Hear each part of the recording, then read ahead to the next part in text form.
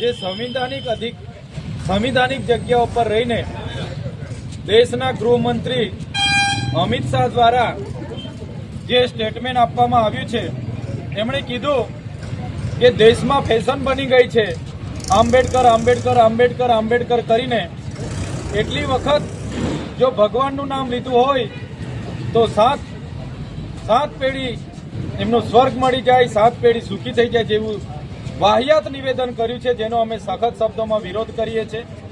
બાબા સાહેબે દેશના સર્વ સમાજના નેતા છે અને બાબા સાહેબે દેશના સંચાલન માટે સંવિધાનની રચના કરી છે। ત્યારે આજે દેશ ચાલે છે, ત્યારે જે લોકો મનુસ્મૃતિથી આ દેશ ચલાવવાની વાત કરે છે, મનુવાદી વિચારધારાની વાત કરે છે, એમનો અમે સખત શબ્દોમાં વિરોધ કરીએ છીએ।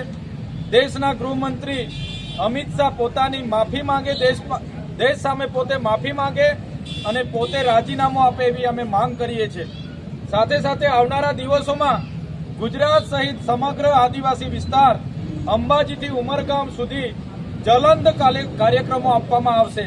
તમામ જિલ્લા કક્ષાએ રાજ્યના અમદાવાદ ખાતે આવનારા દિવસોમાં એમના નિવેદન વિરુદ્ધમાં અમે જ્વલંત કાર્યક્રમો આપીશું।